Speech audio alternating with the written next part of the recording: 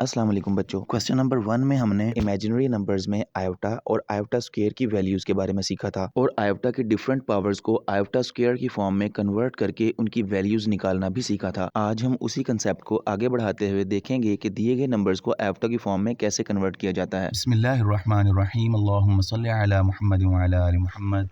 बेटा first part है हमारे पास 2 प्लस माइनस 4 स्क्वायर रूट। ठीक है जी। अब हमने इसको आयोटा की फॉर्म में बेटे कन्वर्ट करना है। तो कैसे कन्वर्ट करेंगे? आयोटा की बेटे आपको पता है कि हमारे पास सिर्फ दो ही वैल्यूज़ हैं जिनको हम जानते हैं। पहली वैल्यू बेटे आयोटा जो होती है वो -1 के बराबर होती है, यानी कि -1 का जो स्क्वायर रूट है वो आयोटा के बराबर होता है एक वैल्यू, और दूसरी -1 जो है वो किसके बराबर होती है? आयोटा स्क्वायर के।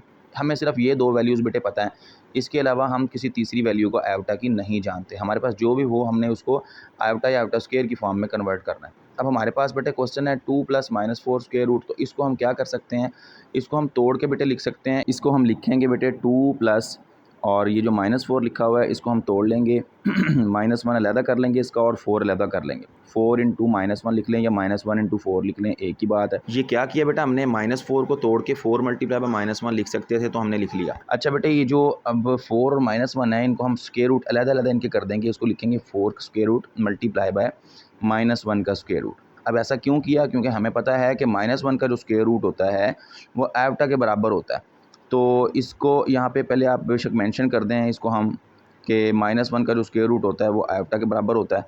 तो ये लिख देंगे पेपर में तो ज़्यादा अच्छी बात है, ताकि चेक करने वाले को पता हो कि बच्चे का कंसेप्ट क्लियर है। अच्छा बेटे अब -1 स्क्वायर रूट की जगह पे हम आयोटा पुट करेंगे, बाकी वैल्यूज एज इट इज़ आ जाएंगी। अच्छा ये जो 4 का स्क्वायर रूट है इसको क्या लिख सकते हैं? इसको 2 लिख सकते हैं। 4 का स्क्वायर रूट जो है 2 के बराबर होता है, क्योंकि 2 का स्क्वायर रूट से कैंसिल हो जाएगा और 2 आ जाएगा। तो -1 की जगह पे हम आयोटा लिख देंगे।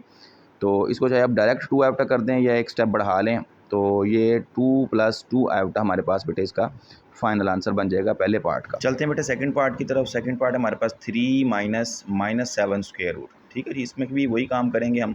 क्या लिखेंगे? 3 एज इट इज़ आ जाएगा, माइनस आएगा, और -7 स्क्वायर रूट जो है बेटे इसको हम तोड़ के लिख लेंगे। 7 को अलहदा कर लेंगे और -1 को अलहदा, क्योंकि 7 को -1 से मल्टीप्लाई करें तो -7 ही बनता है। ठीक है जी। नेक्स्ट स्टेप में बेटे क्या करेंगे? इनको अलहदा स्क्वायर रूट दे देंगे। 7 का स्क्वायर रूट अलहदा हो जाएगा और -1 का स्क्वायर रूट अलहदा हो जाएगा।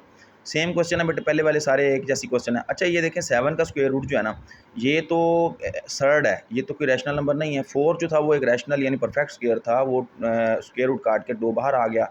4 हो गया, 16 हो गया, 25 हो गया, ये सारे परफेक्ट स्क्वायर बनते हैं। लेकिन ये जो 7 स्क्वायर रूट है ये तो सर्ड है, ये तो मतलब कि इसका परफेक्ट स्क्वायर नहीं बनेगा कोई भी। तो 7 स्क्वायर रूट ने स्क्वायर रूट के अंदर ही रहना है। ठीक हो गया। तो हम लिख लेते हैं बेटा 3 माइनस 7 स्क्वायर रूट, और ये -1 स्क्वायर रूट जो है ये आयोटा बन जाएगा। मल्टीप्लाई का साइन लगा दें, नहीं लगाना ना लगाएं।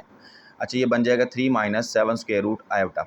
अच्छा बेटा ये जो आयोटा है इसको जहन में रखना कि आपने इसको स्क्वायर रूट से बाहर रखना है, स्क्वायर रूट के अंदर नहीं आना चाहिए। ये स्क्वायर रूट सिर्फ 7 तक है, आयोटा बाहर है। और हाँ, ये जो आयोटा है ये आप इधर भी लगा सकते हैं जहाँ लगाया हुआ है, और शुरू में भी लगा सकते हैं। यहाँ पे 7 स्क्वायर रूट से पहले भी लगा सकते हैं, इसमें कोई इशू नहीं है। किताब वाले ने आपके शुरू में शायद लगाया हुआ है आंसर में, तो उसमें आपने कंफ्यूज नहीं होना। आप शुरू में भी लगा सकते हैं और एंड पे भी लगा सकते हैं, दोनों में आंसर ठीक हो गया। चलते हैं बेटा हम अपने थर्ड पार्ट की तरफ। जी बेटा थर्ड पार्ट है हमारे पास 2/5 प्लस -16 स्क्वायर रूट ओवर 5। ठीक है जी। इसको भी बेटे उसी तरीके से सॉल्व करेंगे जैसे हम पहले दूसरे क्वेश्चन को सॉल्व करते आए हैं।